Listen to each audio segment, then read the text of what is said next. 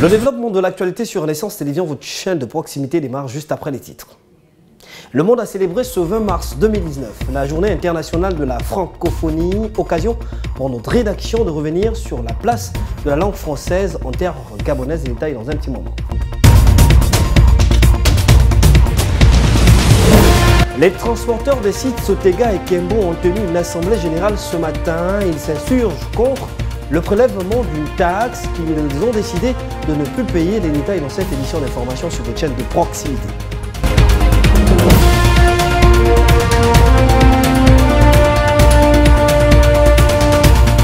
Il est difficile aujourd'hui de maîtriser la délimitation de plusieurs quartiers de la commune de Libreville, un fait qui échappe même au contrôle des auxiliaires de commandement qui somment les plus hautes autorités de jeter un regard attentif à ce sujet qui fait l'objet des polémiques. Voilà pour les titres, mesdames, messieurs. Merci de faire confiance à Renaissance Télévision dans le cadre de ce rendez-vous avec l'actualité. Nous vous le disions à l'instant, le 20 mars de chaque année est célébrée la Journée internationale de la francophonie, un événement instauré par l'Organisation internationale de la francophonie dont les contours vous sont présentés ici par Audrey William de notre rédaction. La Journée internationale de la francophonie a été créée en 1988 comme un moyen pour les 70 États et gouvernements de l'Organisation internationale de la francophonie, OIF, de célébrer leurs points communs, la langue française, aussi bien que leur diversité. Cet événement consacré à la langue de Molière, parlée par près de 220 millions de personnes, est l'occasion pour les francophones du monde entier de célébrer en solidarité le désir de vivre ensemble dans leurs différences et leur diversité en partageant ainsi les valeurs de la francophonie. La date choisie pour cette célébration est l'anniversaire de la création de la première organisation francophone, l'Agence de coopération culturelle et technique, lors de la conférence de Niamey en 1970. Le 20 mars est aussi célébrée la journée de langue française aux Nations Unies, une initiative de l'ONU du département de l'information pour chacune de ces langues officielles. À l'occasion de la Journée internationale de la francophonie, notre rédaction s'est penchée sur la place du français en terre gabonaise. Retrouvons une fois de plus Audrey Mébiam. Du marché à l'école, en ville comme au village, la langue courante est le français. Au fil du temps, cette langue prend des proportions étonnantes que les langues vernaculaires du Gabon tendent à disparaître. C'est le cas des jeunes qui, en grand nombre, ne maîtrisent quasiment pas les mots élémentaires dans leur patois, tels la chaussée, la cuisine et bien d'autres. Triste constat car le gabonais n'a pas une langue nationale d'échange, à l'exemple du Congo voisin avec le lingala. La langue de Molière, certes très parlée par les Gabonais, mais avec quel niveau?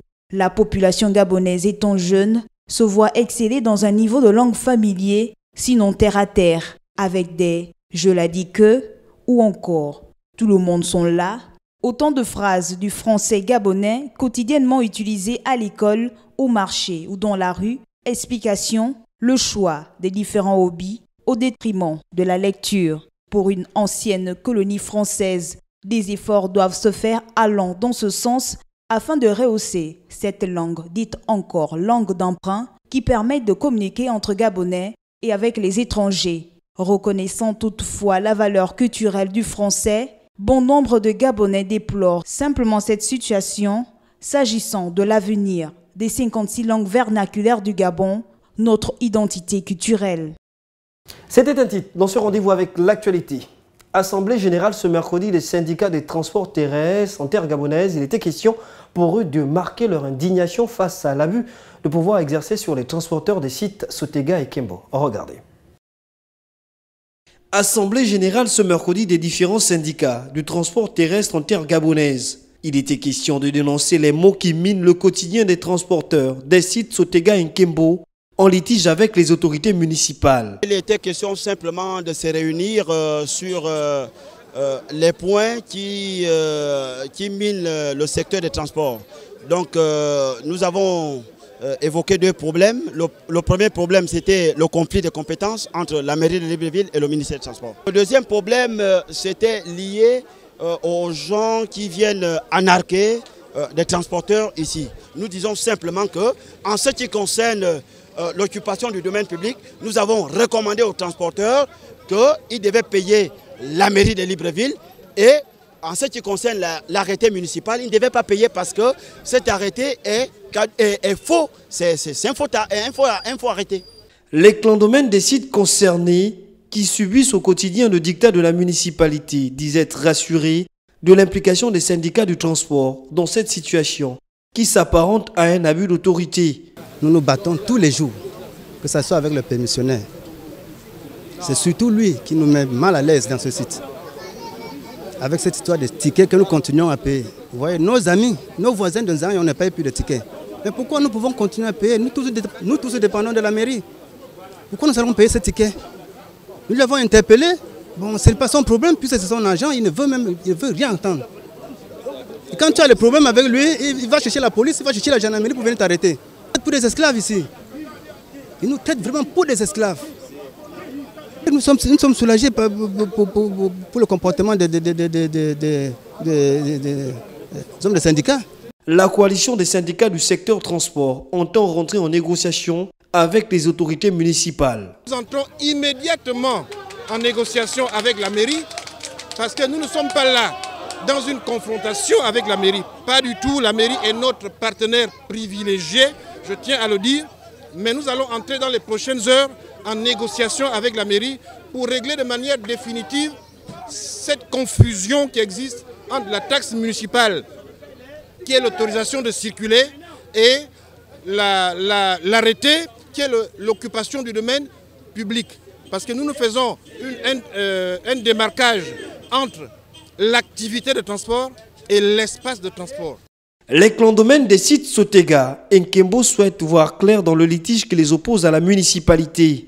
Une situation qui traduit un abus pratiqué sur ces professionnels du secteur transport qui ont unanimement décidé de ne plus payer la taxe d'occupation du domaine public tant que l'hôtel de ville ne se prononce pas clairement sur la question.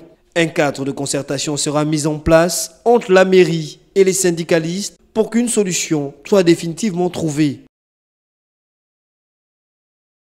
Et puis durant cette rencontre, les syndicalistes ont exposé les mesures prises suite aux abus qu'ils subissent tout en précisant qu'ils demeurent dans la lutte du respect des droits des transporteurs exerçant sur le sol gabonais. Écoutons. Le permissionnaire qui se trouve sur ce site se caractérise par des exactions de tout genre. Le paiement de cet arrêté, même les jours fériés, les dimanches, le 17 août, il traque les gens qui travaillent dans le site. Il a une mainmise totale, il veut même se substituer aux syndicats sur le site. Et donc nous avons décidé sur ce site-là, la suspension du paiement de la redevance portant sur l'occupation du domaine public, c'est-à-dire les tickets qui sont issus de l'arrêté. Nous suspendons le paiement de cet arrêté sur ce site. La deuxième chose, c'est que nous resterons le président élu du site dans ses fonctions de président élu du site, fonction que lui avait dérobée celui qui se dit permissionnaire du site. Nous avons décidé désormais d'agir en coalition. C'est-à-dire que tout ce que vous connaissez comme syndicat des transports aujourd'hui se trouve dans cette coalition. Le SATAG, le SILTEG, le SINAPROTAG, le SINATEG, le SINAPROTEC, le STTCG. Tous ces syndicats-là font désormais partie de la coalition que j'ai l'honneur de diriger en tant que président de la coalition et porte-parole de cette coalition. Donc nous avons pensé qu'unis, nous sommes plus forts.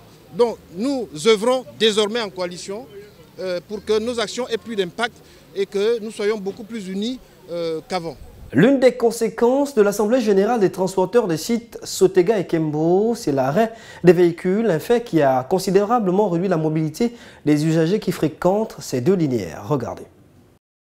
En Assemblée générale, pour dénoncer les maux qui minent leur quotidien, les clandomènes des sites Sotega et Nkembo ont immobilisé leurs véhicules plusieurs heures. Un fait inattendu qui a considérablement réduit la mobilité des populations. Ça pénalise sincèrement parce que, vu la marée humaine, nous constatons depuis là qu'il n'y a pas de véhicules pour nous rendre au Nkembo. Et plus nous perdons de temps ici, et plus ça attire, le vol à la tire. Les petits qui sont là de part et d'autre qui attendent qu'une erreur se présente pour arracher le sac et partir avec. Franchement, étant sous le soleil comme ça pénalise.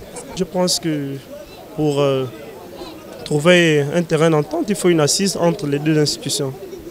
Conscient des désagréments causés, le président du syndicat des transporteurs terrestres et connexes du Gabon s'est excusé auprès des usagers. C'était une réunion qui était prévue et c'était une grève d'avertissement. Mais comme le problème est au niveau du Premier ministre, nous ne pouvons pas dire que nous grévons. C'était juste pour véhiculer l'information aux transporteurs. Je m'en excuse en tant que président, leader d'opinion. Je demande les excuses au peuple gabonais, au peuple qui voulait se déplacer ce matin. C'était une coïncidence parce qu'ils n'avaient pas l'information qu'on devait se réunir ce matin. Ils sont nombreux, ces Librevillois qui fréquentent les linéaires échangeurs de Nzengayon-Sotega et échangeurs de Nzengayon-Kembo à avoir été perturbés ce mercredi 20 mars. Un fait consécutif à l'Assemblée générale des transporteurs de ces deux sites, dont la conséquence majeure aura été la difficulté de vaquer librement aux occupations. Poursuivons cette édition d'information avec cette autre actualité. L'ONG Conservation Justice, en collaboration avec le ministère en charge des forêts par le projet Alefi, a établi le bilan de l'année 2018 s'agissant de l'exploitation forestière illégale au Gabon. Regardez. Au cours de l'année 2018, le département enquête d'Alefi, appui à la lutte contre l'exploitation forestière illégale, a exécuté des missions dans 127 villages de 5 provinces du Gabon, le Moyen-Ogoué, l'Angounié, l'Anyanga, le Gouéivindo et le Walentem. Objectif, sensibiliser ces communautés sur la législation forestière en mettant en application la loi. Cette tournée a également permis de déceler 37 compagnies forestières qui exercent dans l'irrégularité en parlant de l'exploitation sans titre, absence de cahier de charges contractuels non exécutés, coupe de bois en dehors des limites pour s'en tenir qu'à ce niveau. Grâce au projet Alefi en collaboration avec l'État, 25 arrestations ont eu lieu, 9 ont été traitées devant la Cour de justice avec condamnation et 2 autres cas sont en cours. En dépit de nombreuses arrestations, l'on souligne malheureusement la faiblesse des sanctions infligées si l'on s'en tient aux dommages et aux infractions commises. 6 exploitants ont été condamnés à des peines de prison ferme, 2 à Mouila, Libreville et Lambaréné pour 180, 75 et 90 jours. Un cas est à signaler, le responsable de la scierie de Kougouleu, un dénommé Zongpo, condamné à Mouila, jamais incarcéré et introuvable à ce jour. Seul le parquet de Lambaréné, à travers les propos du directeur de Conservation Justice, s'est réellement impliqué contre l'exploitation forestière, a en jugé les multiples condamnations dans cette juridiction. Précisons que l'exploitation forestière illégale entraîne des pertes considérables, soit 200 milliards de francs CFA par an. Lutter contre cette forme de criminalité souvent négligée devrait donc constituer une priorité. Pour rappel, le projet d'appui à la lutte contre l'exploitation forestière illégale Alefi est né du partenariat ONG Conservation Justice et du ministère en charge des forêts pour lutter contre l'exploitation illégale du bois. Il repose également sur le plan d'action national contre l'exploitation forestière illégale PANEFI adopté par le gouvernement du Gabon en 2014. Les étudiants du groupe ESSAM-UISD étaient en visite guidée ce matin à l'Agakalo JK. Ces apprenants ont fait la découverte de plusieurs activités sportives. Le point avec Teddy Obiankogé. Faire un peu d'exercice physique après les cours pour la bonne santé du corps, c'est ce qui a motivé les étudiants du groupe ESSAM-UISD à effectuer une visite guidée ce mercredi dans les locaux de l'Agakado JK, dont le propriétaire s'appelle Maître Manvumbi Mombo Wapacha. Ce partenariat gagnant-gagnant entre ESSAM et l'Agakado, vous avez visité toutes les salles. Et ces salles sont ouvertes de 5h du matin à 24h. Donc il n'y a pas de raison en disant je n'ai pas de temps d'y venir. Et le prix qu'on vous donne, c'est un prix dérisoire. Ici, les étudiants ont eu accès à toutes les salles de conditions physiques, les haltères, le tapis, salle VIP et autres. L'instructeur a tout expliqué à ses hôtes. On a été reçus par Cédric, il nous a bien reçus. Il nous a fait visiter les lieux et c'était chaleureux et accueillant. Le groupe ESSAM-UISD prouve à travers cette excursion qu'il ne cesse de grandir et prendre du poids en dollars dans le monde de l'enseignement supérieur privé au Gabon. Pour ces apprenants, l'instant reste mémorable. Personnellement, j'ai passé ici, je ne savais pas que la Agakado JK se trouvait par ici. Pour moi, c'est un plaisir. C'est grâce à ESSAM, parce que je venais à ESSAM. C'est un grand plaisir pour nous que d'avoir pris part à ces moments. Et déjà, il y a quelque chose qui nous a impressionnés. Déjà, non seulement le décor, mais aussi la grandeur et le dynamisme des différents membres de cet établissement. Après ces différentes explications de Maître Wapacha, dont l'amour pour les arts martiaux n'est plus approuvé tant sur le plan national qu'international, visiteurs et propriétaires ont ponctué cette visite guidée par une photo de famille pour immortaliser cette journée. Parlons de toute autre chose à présent. La délimitation de certains quartiers de Libreville est très mal perçue par les auxiliaires de commandement. Ces derniers ne savent plus exactement quelles sont les limites de leur circonscription, un fait que les autorités devraient considérer valablement. Gaël Boubagnolenga. Les auxiliaires de commandement de la commune de Libreville ne se retrouvent pas sur les limites de leur champ d'action. La présidente du collectif des chefs de quartier de Libreville pose le problème de délimitation. Interpellons les autorités de notre nation pour nous délimiter nos champs d'action différents, nos quartiers. Elle ajoute même qu'il y a des conflits entre chefs de quartier sur les édifices publics qui sont entre les quartiers. Elle lance tout de même un appel aux autorités municipales afin que les limites soient bien indiquées. Je suis par exemple avec le chef de quartier de Vénévois. Le dispensaire de la Péri est à Péri-Dakar. Mais le chef de quartier de Vénévois se dit que c'est chez lui. Pourquoi? Il a raison. Parce que nous n'avons pas de délimitation exacte. Nous avons été à l'adressage, mais jusqu'ici, nous n'avons pas encore le retour de cet adressage-là. Il revient alors aux autorités municipales de bien situer les auxiliaires de commandement sur les frontières entre les quartiers. Et la politique sous fraîche dans cette édition d'information sur vos chaînes de proximité. Installation hier du président du conseil municipal du 4e arrondissement de la commune de Libreville, Axel Jason Denis Ayonoué, a pris ses fonctions au cours d'une cérémonie organisée sous les auspices du maire central de la capitale gabonaise. Retrouvons une fois de plus Gaël Boubagnolenga. La mairie du 4e arrondissement de la commune de Libreville a accueilli hier la cérémonie d'installation d'Axel Jason Denis Ayonoué, président du conseil municipal de cet arrondissement. Cette manifestation avait été présidée par le maire central de Libreville, Léandre Zoué, en présence de Madame Pascaline Ferry-Bongo Ondimba, haut représentant personnel du président de la République et de nombreux invités. Quelque temps après sa prise de fonction officielle, le maire Axel Jason Denis Ayonoué a prononcé son discours de circonstance. Présence de Madame Pascaline Ferry-Bongo Ondimba, haut représentant personnel du chef de l'État, pour sa présence qui met du miel à mon cœur. Je remercie aussi les diplomates, Madame l'ambassadeur d'Afrique du Sud au Gabon, Monsieur le représentant de l'ambassadeur du Maroc au Gabon, Mesdames les représentants de l'ambassadeur de France et Madame la représentante de l'ambassade des États-Unis au Gabon, ainsi que la communauté libanaise représentée par son bureau, pour votre présence ici. Je remercie mes amis, les opérateurs économiques, les conseillers municipaux entrants, même ceux qui n'ont pas voté pour moi. Je remercie toute ma grande famille de cette province de l'Estuaire. Je remercie ma famille du Haut-Ogooué.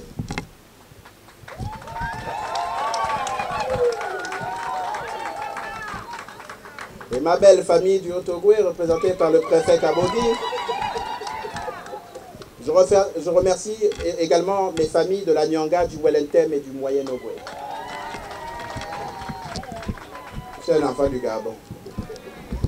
Je remercie également donc par anticipation solennelle Monsieur le maire de Libreville, parce que nous voyons en vous et vos collaborateurs la volonté de décentraliser, mais aussi de donner à notre capitale la beauté de Libreville de nos grands-parents. Celle qui faisait fièrement chanter nos grands-parents lorsqu'ils allaient au Night Fever, au Douka, au Milim Pam Pam, à la Maringa, et qu'ils chantaient « Libreville à mon ami ». Le maire du 4e arrondissement est secondé par Alain Obiamba, premier adjoint au maire, et Dissad Malam Salatou, deuxième adjoint au maire, tous issus du Parti démocratique gabonais. Il devait multiplier les actions de proximité, renforcer les liens entre les administrés et développer une gestion participative, gage d'un vivre ensemble. Et puis en marge de la cérémonie d'installation, le 4e adjoint au maire, de la commune de Libreville a tenu à prodiguer des conseils à l'ensemble des membres du bureau du conseil municipal du 4e arrondissement. Edouard Nzengi est au micro de nos reporters Gaël Boumagno-Lenga et Sephora Gwenkero. Monsieur le maire, restez comme vous l'avez toujours été disponible. Disponible vis-à-vis de vos usagers, disponible vis-à-vis de vos agents, disponible vis-à-vis des populations qui, après que le chef de l'État vous ait investi, vous ont fait confiance. Restez à l'écoute des chefs de quartier, qui sont vos véritables relais et qui sont là le maillon essentiel de la conservation de nos valeurs traditionnelles. Restez à l'écoute de tout le monde, soyez toujours sur le terrain, parce que c'est le reproche que l'on fait toujours au soutien du chef de l'État. Après qu'ils obtiennent des postes, ils oublient qu'ils sont arrivés là par le terrain. Alors, avec le maire Léandre Zué, ce sera le terrain, et rien que le terrain, vous le connaissez mieux que moi. Monsieur Léandre Zué n'est pas au bureau, il est sur le terrain, parce qu'il comprend que la mairie, c'est la proximité, et donc il faut être sur le terrain. À vous, les maires sortants, sachez que Dieu a désormais un plan autre que celui de mandat précédent. Il a un plan pour vous. Restez fidèles à votre idéologie et restez fidèles aux valeurs traditionnelles qui sont le fondement de notre nation. L'information, c'est également hors de nos frontières. La deuxième ville du Mozambique est détruite à 90%. Le cyclone Idai continue de faire des ravages. Plus de 160 personnes ont été tuées et le bilan avoisinera les 1000 au dire du président mozambicain. Presse internationale. Installation électrique, arbres, toiture, plus rien ou presque ne tient encore debout. Les dégâts sont considérables après le passage dévastateur du cyclone tropical Idai au Mozambique puis au Zimbabwe. Plus de 160 personnes ont trouvé la mort dans ces deux pays, un bilan qui pourrait dépasser le millier de morts selon le président du Mozambique. Avec des vents à 190 km/h, Idai a tout balayé dans la province de Sofala. Ma maison a été réduite en miettes avec tout ce qui était à l'intérieur. Mon antenne satellite aussi, tout est détruit à cause du cyclone. Les trompes d'eau qui se sont abattues ont noyé de nombreuses routes, prenant des habitants au piège. Soudain, nous avons vu l'arrière de la voiture se soulever et les passagers ont été projetés à l'extérieur. S'ils ne savent pas nager, ils ont dû dériver quelque part. Ida est l'un des cyclones les plus puissants de l'océan Indien depuis 10 ans. Selon l'ONU, il a affecté près de 10 000 personnes. Avec les inondations qui surviennent après les pluies diluviennes, il y a un grand risque de noyade, mais aussi de victimes qui sont écrasées. Et cela peut conduire à propager des maladies. Et puis les conséquences à moyen et long terme, c'est l'impact sur les infrastructures et les services de santé. Rues et routes inondées, maisons éventrées, électricité coupée. Selon la Croix-Rouge, Beira, la deuxième ville du Mozambique avec 500 000 habitants, serait détruite à 90%. En attendant les résultats des analyses ADN des victimes du 737 MAX de la compagnie Ethiopian Airlines, les parents des disparus multiplient les visites sur le site. Ils vont, à leur manière, rendre un dernier hommage à leurs proches disparus. Presse internationale. Une femme inconsolable à son arrivée sur les lieux du crash d'Ethiopian Airlines. Kabebe Olegese a perdu sa fille, hôtesse de l'air. Une mère sous le choc, mais résignée à l'idée qu'elle ne reverra plus jamais son enfant. Ce que je demande maintenant, c'est récupérer le corps de mon enfant. Ce qui est arrivé. Je suis venue ici pour voir où ma fille a perdu la vie et faire la paix. Un peu plus loin, d'autres parents et proches sont également venus honorer la mémoire des victimes. Ces deux hommes ont perdu un de leurs amis.